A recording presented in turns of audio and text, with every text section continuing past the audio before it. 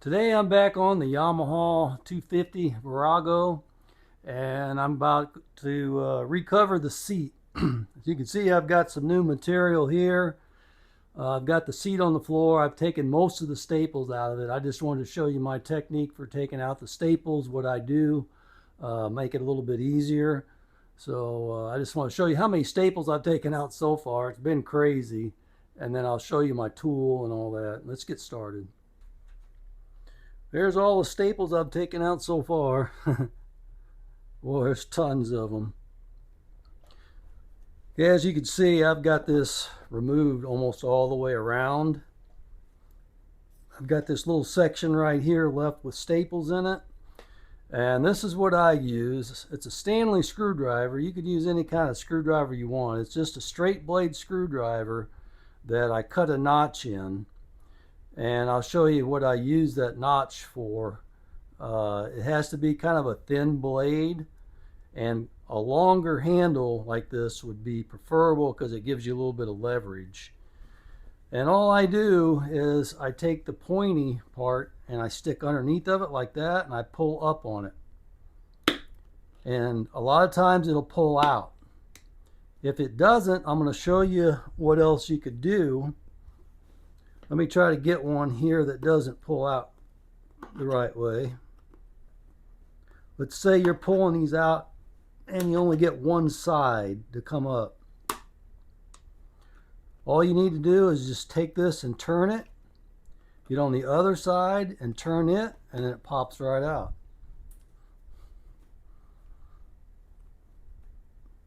Sometimes the tools that you make are better than the ones that you buy because you know what you need.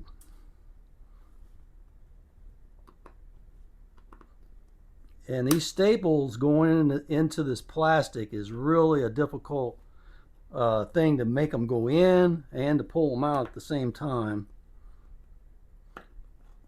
And that's good because you don't want them to fall out whenever you're sitting on your seat. You want them to stay in.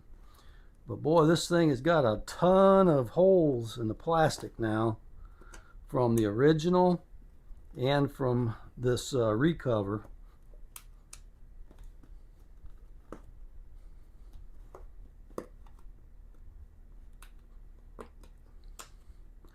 I can't fault anybody for putting tons of staples in it because you don't want it to move or come out. You want it to stay tight. And once you have the seat mounted, nobody's ever going to see it anyway.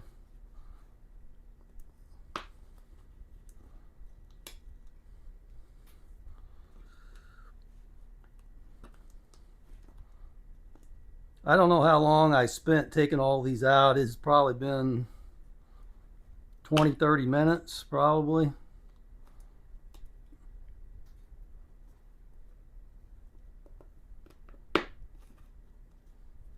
That screwdriver works really well, and if you can't get it all the way out, you can just rip it out because sometimes it hides underneath the fabric, and then you can pull them out once the fabric's off of it.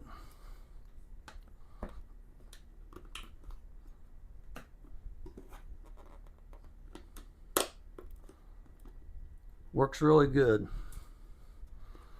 Alright, so now I've got my cover off of it, and we'll get ready to put the new cover on it.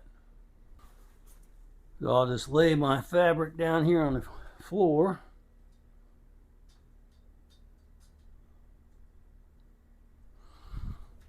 I'll set my seat upside down, make sure I've got plenty of room to put this on and cut any excess off. This is going to be a perfect amount. And then once I feel like I've got enough, then I'll take the front and I'll cut it all the way across. I think that'd be good there. I'm just going to guesstimate.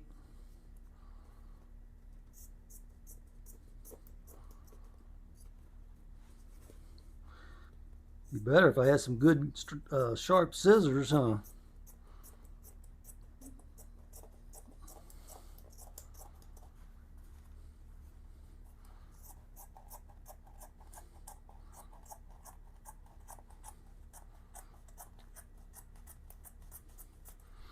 Now that's going to leave me plenty enough to do the rear pillion, pillion, whatever you call it. So get you a good pair of scissors. Hopefully they're sharp. You're going to need a knife too, eventually. And what I'm going to do is I'm going to attach it front and back, and then I'll kind of stretch it over. I'll get my air hose out. And you need to get you a pneumatic staple gun. Don't even fool with the other ones. They won't penetrate this plastic very well. Get you a nice Arrow pneumatic staple gun. That's what this is. And I use the T50 staples. You could use 1/4 inch. I have 3/8. It doesn't really matter that much. As long as your staples are at least a 1/4 inch, you'll be okay. I have this set at about 70 or 80 pounds, I think. Then I'll just take this and I'll just staple it in, and then I'll pull it tight.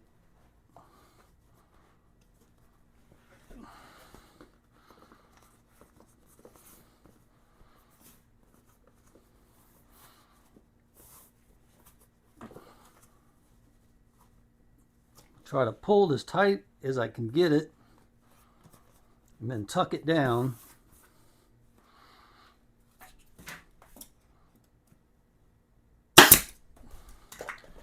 You can see I've got one staple here and one staple here, and then we'll just start stretching it this way over the seat. And I'm just going to work it over about in the middle.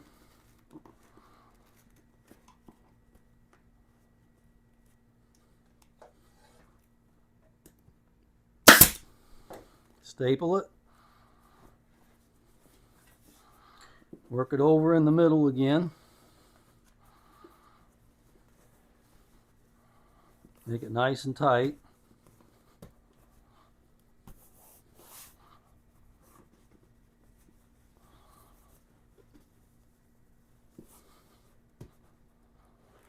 And you can heat this up with a heat gun. That probably is the best method. But I've had this sitting out warming up and everything, so it's looking good already. And then we'll just take our fabric and we'll kind of work your way down, but give yourself a little bit of room. You could come back and get those other areas later.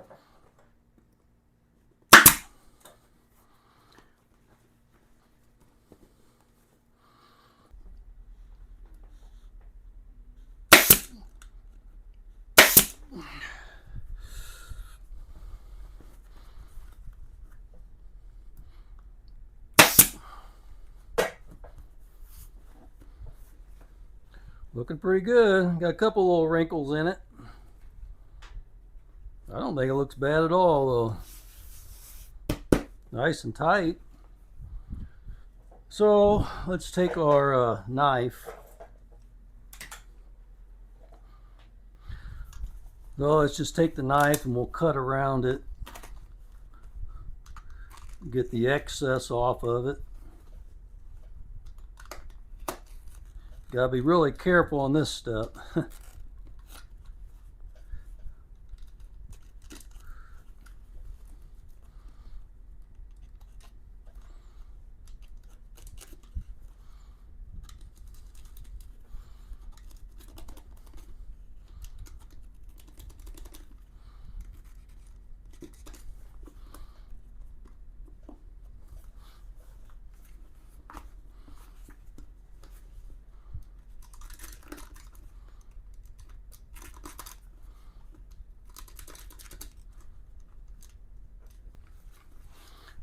If there's an upholstery guy that's watching this, he's probably cringing the whole video. That's okay.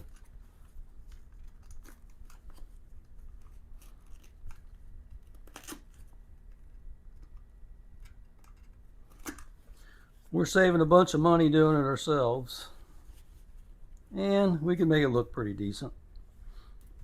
There's my scrap. Don't have a whole lot of scrap actually. So now what I need to do is finish stapling this down.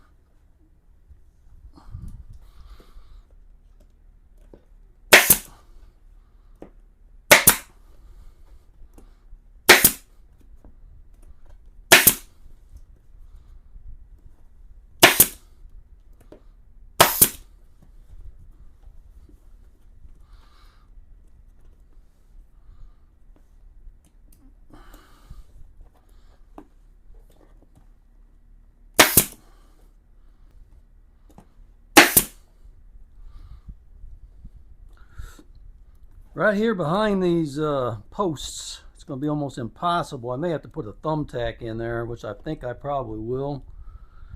But I think that's on there pretty good.